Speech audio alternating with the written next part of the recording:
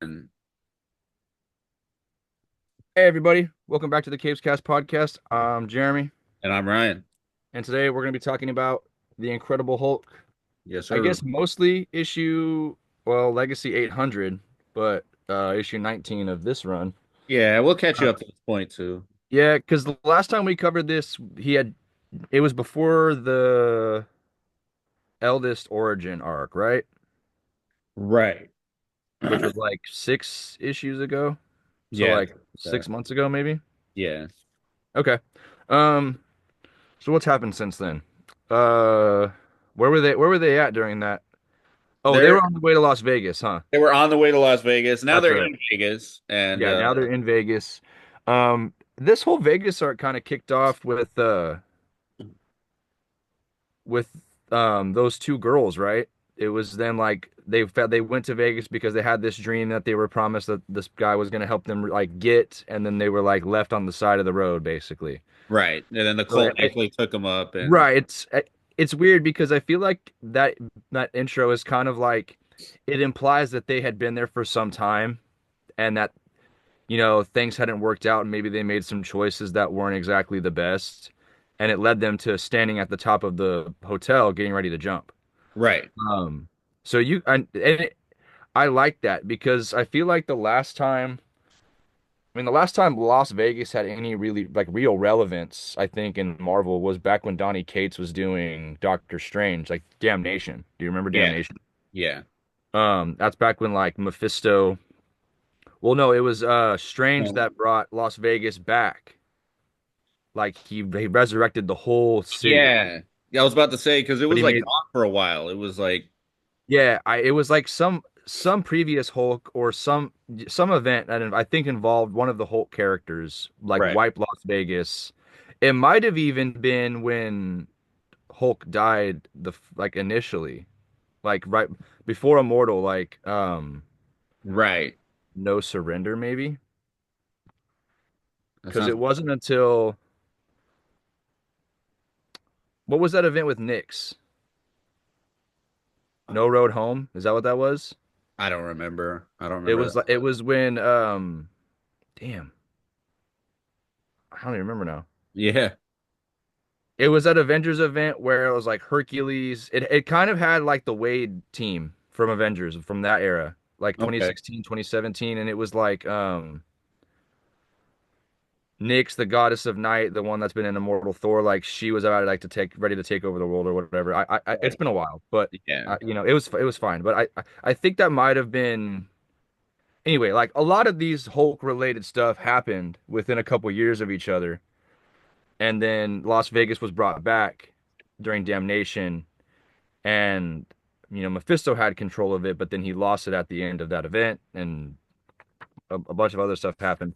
So this is the Right. first time we've had any real like story in Las Vegas, that Yeah. has any like importance. Um, what do you think about the Lycan cult as like a whole? I mean, at first I didn't really like them. I like the fact that they're eldest like underlings more than they're just Lycan cult. Yeah, yeah, like all like it because it really is playing into the fact that like all of these monsters or these horrible creatures you Right. know are all related in some way because you have Mother of Horrors and then you have Eldest who's like right under her and then you have Right. all of these other like higher level monster things that have spawned from her and so on. Yeah, because we get to know who Lycana is in this, and that's basically Yeah. one of Eldest's like daughters. Yeah, because that was the last issue ended, right? Is Charlie has her body back, but she ended up falling into like hiding in the Yeah, she scheme, ended up right? hiding and she was scared to death, so she made a prayer, and her prayer was answered by By Lycana, that's right. Yeah. yeah, Lycana's like eyes like lit up or whatever, and Yeah, and like the little thing went on her like yeah, so like well then she's brought to well yeah, so all that happened. Meanwhile, you have the situation with Bruce and Hulk like escalating yeah, and Bruce makes the pact, with Eldest and thinking it's gonna, Save Charlie. yeah, save Charlie and, put a stop to all this, but it's obviously clearly not the case Right. because they're a tree now. Yeah. They're like a This is tree like like bearing body with horror at its finest, dude. I It's like dude like yes, I it's crazy. whoever made that initial call to make Hulk like a body horror like dark fantasy book, Yeah. dude, it deserves like a Nobel Prize Yeah. because I mean, we all know Joe Bennett is kind of a turd, but Right. the dude could draw the hell out of some nasty body horror, dude. Yeah. Like the I like when I see some really grotesque stuff in this book, it always reminds me of like that first because there was a lot of gross stuff like in Immortal Hulk like pretty early on, Yeah. but I don't think I had like a oh shit until Absorbing Man. Yeah. Like when his body like came apart and it's just like the skeleton and I was like, "Oh my God." Yeah. Like, "Oh God, dude." I mean, there was so many like moments like that, Yeah. where Or they like, where they cut Hulk up and like put him in jars and then keep yes, them together and yeah. like Or or that double page spread. I think it's maybe in 24 or 25 when he's like is he's holding his eyes in his oh hands yeah. and it's like his body's like deformed and it's like morphed across. Oh, And it's like I am the dude, one below all, whatever. yes, Yeah. yes, yes. Like I am like the breaker of worlds. Like it, dude, like oh, Yeah. That was dude, insane. I love it, bro. Yeah, Ewing cooked on that, dude. Ewing cooked. I need a moment like that in Thor. Like we've Yeah. already gotten a couple like banging ass moments, but like I need one that's like that. Right. Like I am the All Father. I am the whatever prosy, fancy poetic stuff that Ewing wants to write in there. Just I don't even if I don't understand a word of it, if it Right. looks cool on the page, I'm happy. Yeah. I agree. Uh, man. Um. So yeah, like th- uh, realistically, a lot hasn't happened in this arc. It's just been kind of the build up to 800, Yeah. so that way we can get Charlie back, get Hulk and everybody through all this.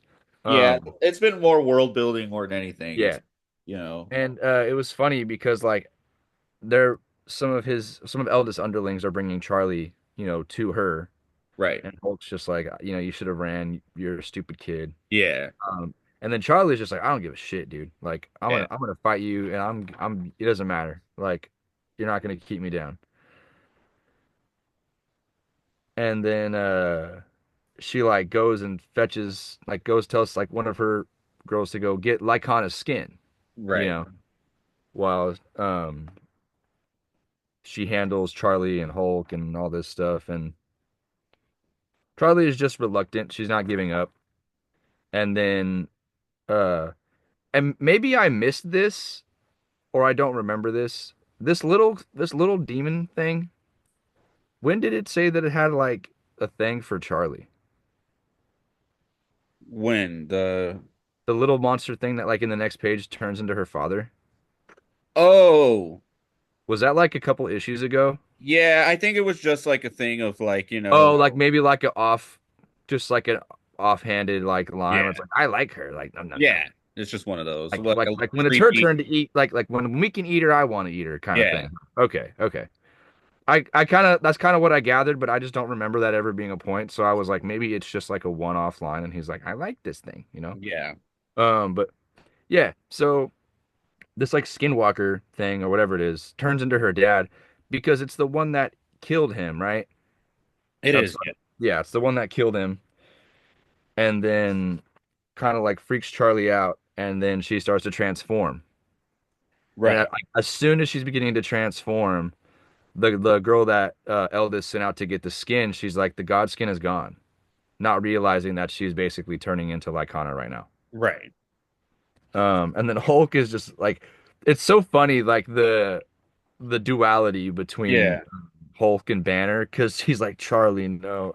And And then then Hulk's Hulk's like, like, get go him. get a kid. Yeah, seriously. Yeah, it's great. Oh yeah. Yeah, I think it's awesome. And then she like wastes no time of ripping through that skinwalker. Yeah, And then he's Eldest is beginning to transform and fight, and then, unfortunately, Banner's his tree starts to burn. Yeah. So my dude's toast right now. Yeah. It's a really cool fight, dude. And it's it's weird because like in Immortal Hulk, I feel like a lot of the fights that didn't involve Hulk, I don't know, they were just like fine, you know? Like anytime you had just like the Gamma Flight team, or you had Right. like Red She-Hulk, or Red Harpy, um, or any of those other like characters that like Hulk wasn't really involved in, Right. like those fights, they were fine in Immortal Hulk. But I this is like the first fight that we've had that Hulk hasn't been like in, right? He's just been kind of like on the wayside for Yeah. most of it. I really like this. I mean, I think part of it has to do with just the monster designs as a whole. And Nick Klein's art is just Yeah. very Yeah, every kinetic. panel is very Very like, kinetic. yeah, it's I really felt like there was like a problem with like Immortal Hulk where there was problems with like at times like everybody kind of felt stiff in like right. And that was like the Bennett. I feel like Bennett and Hitch have that style, where it's like, I mean, Hitch is worse when it comes to like the yeah. stiffness of Oh the yeah. people, but like, yeah, Bennett, I feel like sometimes there were definitely some pages where Bennett's figures look stiff. Yeah. In this everything looks really fluid. It looks very Yeah. kinetic Yeah, it and looks really, really, yeah. Um, and so like Charlie and Eldest are like duking it out, and Hulk eventually busts his way, out of the tree.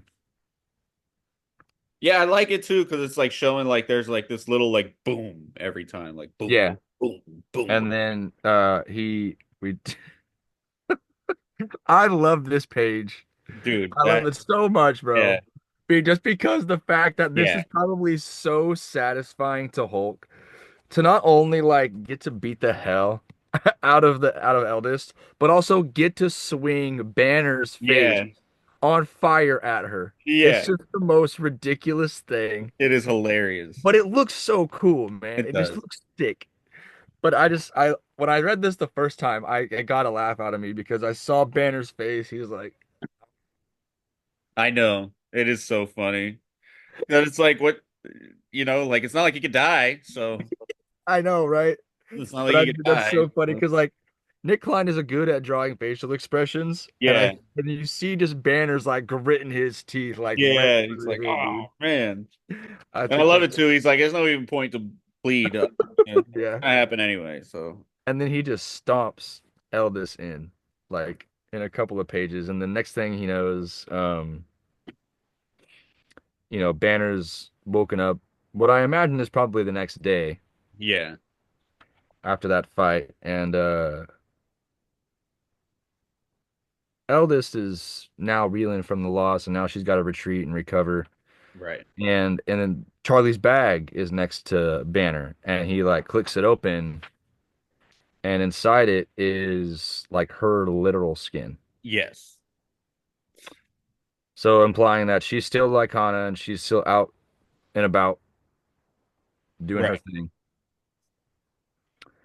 And then yeah, we get the Lycana, like the entry, like the encyclopedic entry or whatever, right Yeah. after that. But it says next Werewolf by Night, so it makes me Yeah, think they're gonna bring him in to yeah, he is. I think he's in the next two issues, I want to okay. say. Um, did you read? So I before we get to like the backups for this, because there's like the anniversary issue. Yeah. I wonder how maybe we talked about this earlier in the run. Like, I wonder how long this is gonna go on for. Do you think it'll hit the 50 mark, or do you think I it's? think so. I would hope so. I mean, I mean, there's no reason it shouldn't. Like, it's constantly selling. Like, it's consistently selling. yeah. So it's not like it's like a dud of a book. You know what I mean? Um, and there's a lot in every issue, I feel like. And it's crazy because like I'll read something like Power Girl, for example, and there's not like an overwhelming amount of dialogue in that book. There's a fair amount. Sometimes there's not a lot at all. Right. But as far as like the art goes, the story itself, the world building, the character development stuff, it's very minimal. And I am paying the same price, well, I guess $1 more for variants, but I guess as far as like the book itself, I'm paying effectively the same price. Right. But with Hulk, most issues don't have a lot of dialogue. Like They're very fast. right, there'll be four, five, six, seven issues, and there's not. There are all short reads, Yeah. but you're constantly building onto the lore that's been established. You're constantly pushing the main story forward with a really solid B plot. You know, everything is tight knitted. The art is really really exceptional. Right.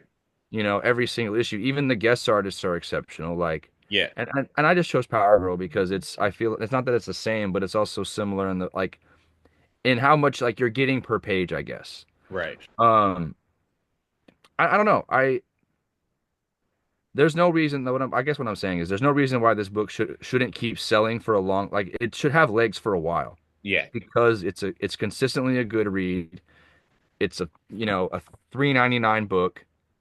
And everybody It's was asking for more Immortal Hulk. Everybody was asking yeah, for more of that. right. So, Exactly. So you got 14 issues of this like filler, quote unquote, art like run yeah. that doesn't really do a whole lot for the character and is just kind of reset back to that immortal status, but with just a Well, fresh the coat only of paint. reason why that filler was important was because of the spaceship Hulk, him putting him away, and Hulk being just pissed off that he was put away. Right, and exactly like that, and that's literally the only. And it's funny because I feel like, and I've said this a lot about Donny Cates's Venom run. Is one of the things that I have one of my biggest complaints about it is that it hinges on one particular moment, and Yeah. without that moment existing, the run can't exist. Right.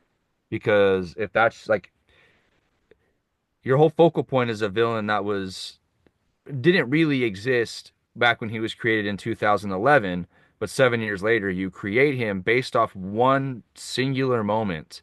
And then you have to make sure that moment and that character that you created, that's going to be the end game for your run, is strong enough to carry all the way through the end. Like Right. you have to do that for years, for several years, and have like a pretty cohesive plot.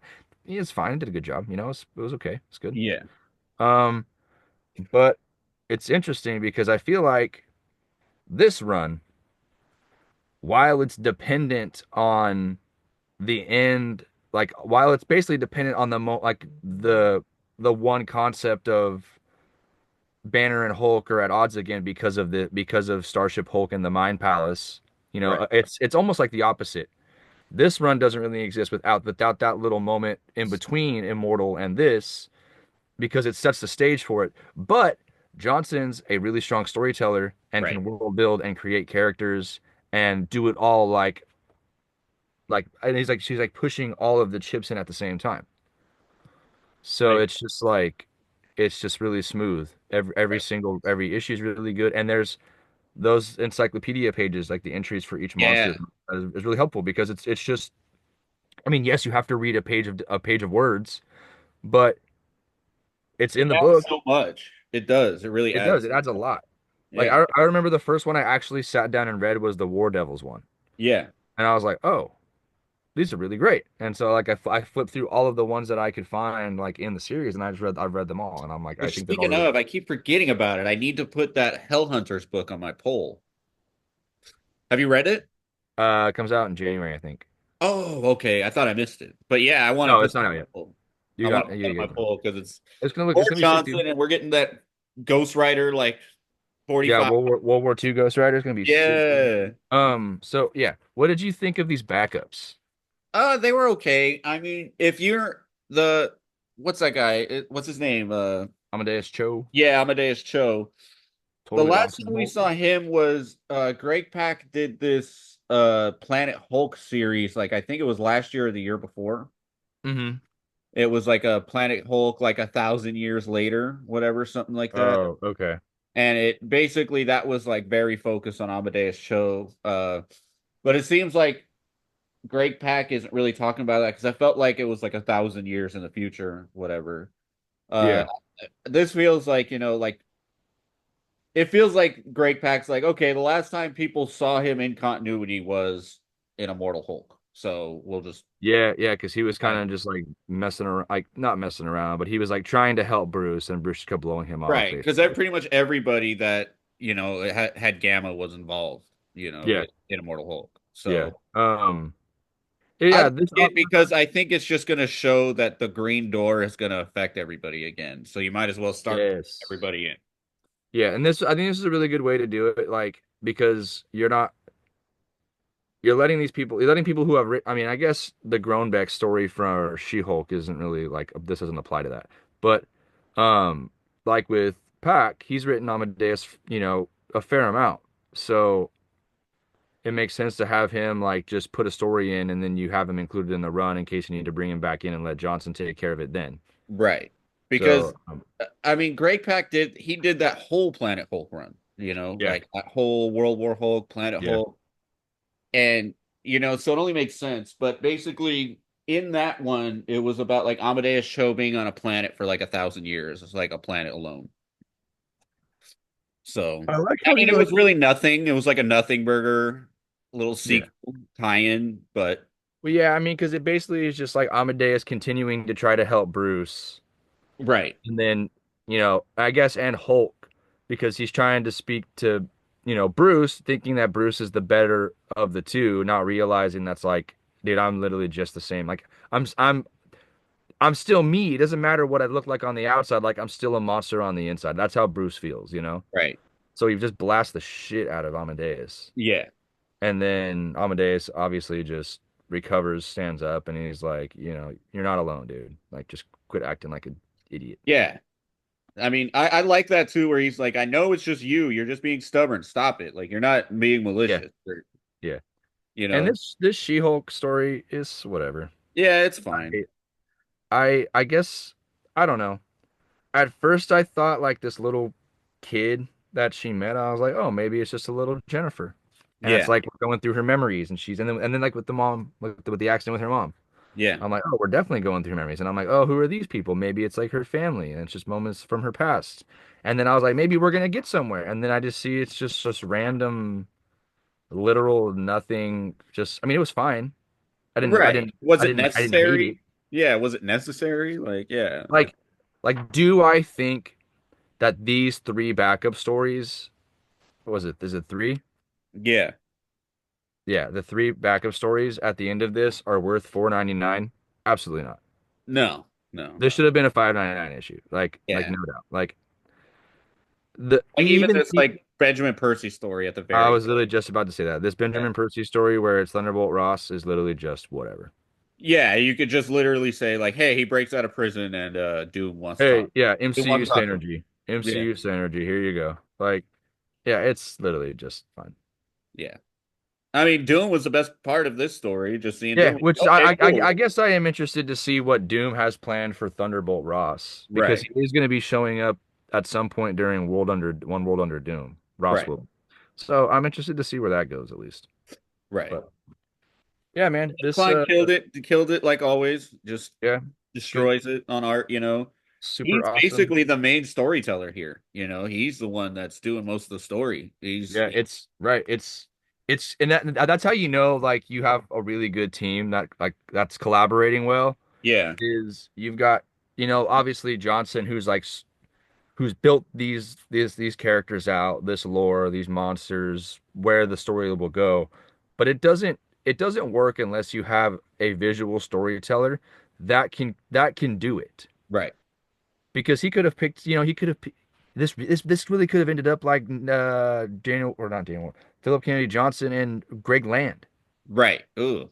You know what I mean? Like, and it would have been cool for like not any issues. Yeah.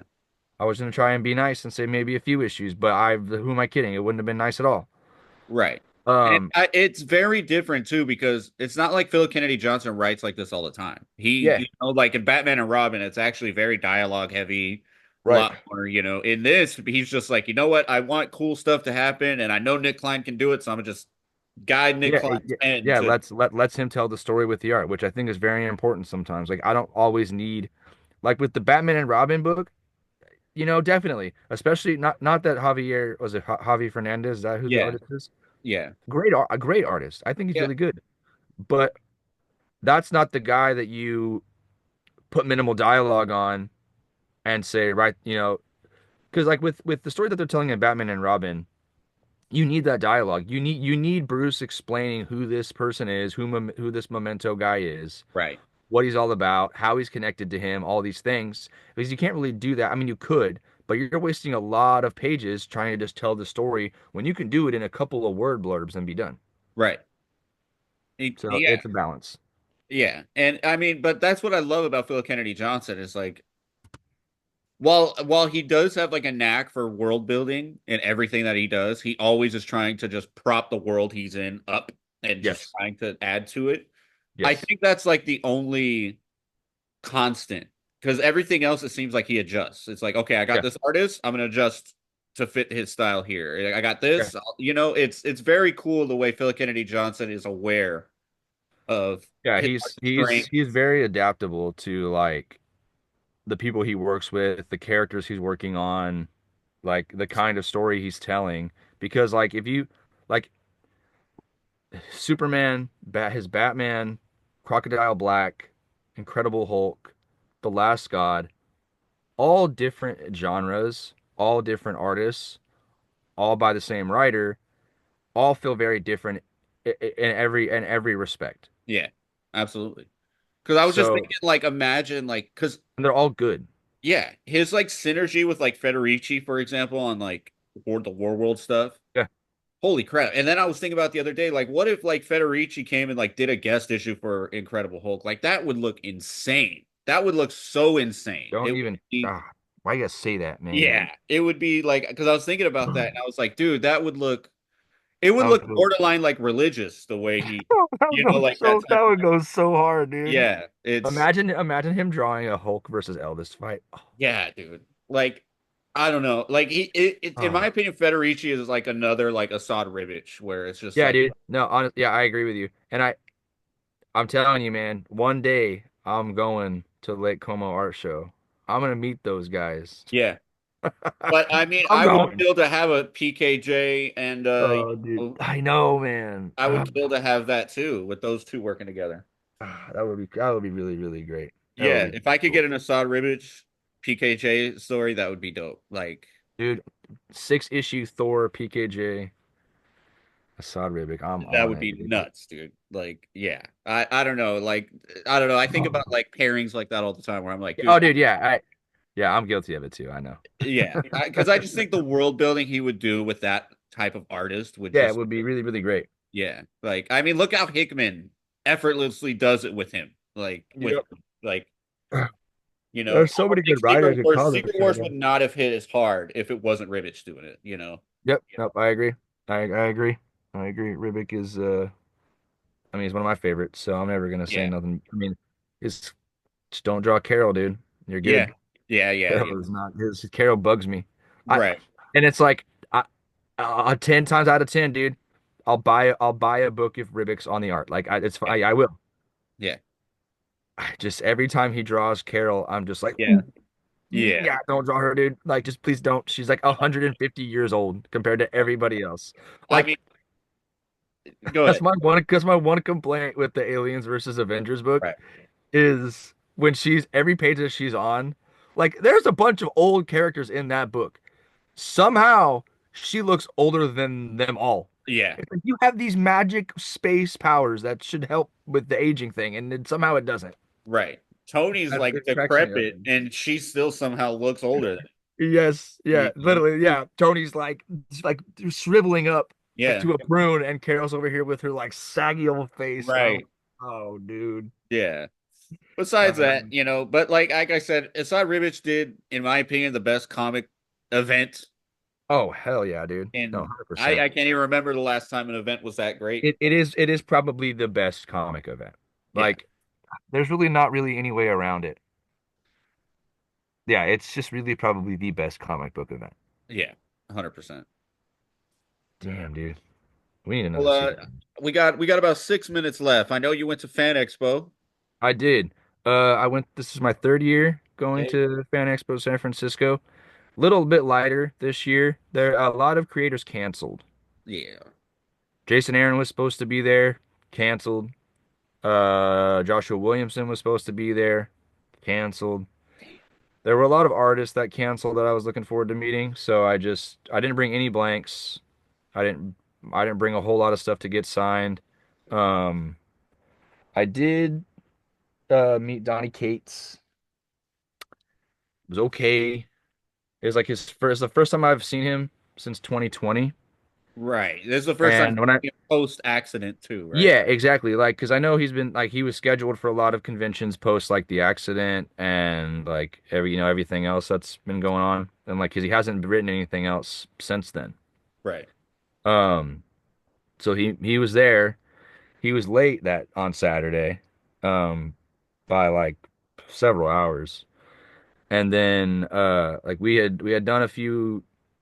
We had done a couple signing opportunities, like with some people from Lord of the Rings. Like my wife got her Gimli Hey, and uh Gollum Pop signed by John Rhys Davies and Andy Serkis. So two nice. more to add to the set for that. Um, let's see. He signed and personalized an 8x10 for my daughter. She got to hang out with him, which was really cool. She got to sit at the table with him, chat with him, and he was really great with her. So that was really awesome. Yeah. Um, but yeah, so we were doing a bunch of that stuff. Like, oh, and I met Dan. I'll get to that in a second. I was just going around doing convention stuff for most of the day, and then when we got through the two lines for the celebrities. We went and had lunch, and we came back, and I left my books in the car. And then when I were like going up the escalator and I see him and I'm like, shit. So I tell my wife, I'm like, okay. So I run back to the car, I get my stuff, and I come back in and I walk up to the table and I'm like, he's like not even at the table. Like he's just standing, like looking around, like talking to Tim Sheridan or other people, whatever. And I like walk up to the booth and the girl's there, like, and she takes my money, I tell her what I want signed.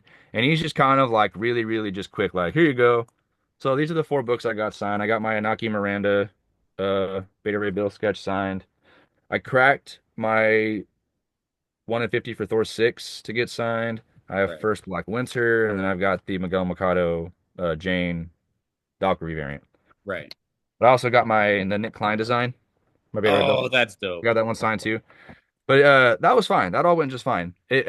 He was pretty dismissive, didn't really say a whole lot. I was just like, hey man, like, it's good to see you. Like I met you a few years ago. Like, hope you're well. Like, hope you're writing something here soon. And he's like, oh, we'll see. It was really, really short. When I was walking off, he was like totally like, I'm ready to get the F out of here. Like, let's just go. So it was kind of disappointing. I was kind of expecting a better interaction because yeah, I was a fan for a while. So whatever, it is what it is. But I guess the highlight for me was Derek Kirk Kim, the guy who's been writing The Last Mermaid. Yes. He did a little remark for me, little here, but he signed all 6 issues, like the whole first volume for free. That's dope.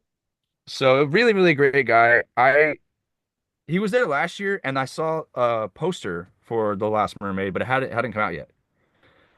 Um, it was cool, great book, great guy. He's gonna be writing something else, I think, for Image in the next year or so, maybe 2 years. But yeah, keep an eye out for the next volume of Last Mermaid. That's a great book. Yeah. I Not a plan lot on of getting dialogue. that trade. I know I keep saying it, but I plan on it. Yeah, I mean, we have one at the shop. But yeah, it's 6 issues, not a lot of dialogue, really, really heavy on visual storytelling. I think it's really good. It should be inspiring for a lot of people that want to get into comics because it can show you what's possible. You say it's pretty It's quick of a read too, literally a because square, it's a square size book. It's not a regular comic size. yeah. People gave it some shit when it came out, but it's really good. It's unique. The story is unique. The story is interesting. The art is really well done. It's cool. Did you say it's like mostly art too? So it's kind of a Yeah, quick. yep, it's mostly art. It's a very, very fast read every single time. And and I would even say it's good for younger audiences too because there's not a lot of dialogue. There's not a lot of like vulgar art. There's not a lot of gross stuff in it. It's just post-apocalyptic, cute little mermaid with the axolotl, Yeah, some mutant people that have survived this apocalyptic event. It's cool. It's worth the read. I think it's interesting.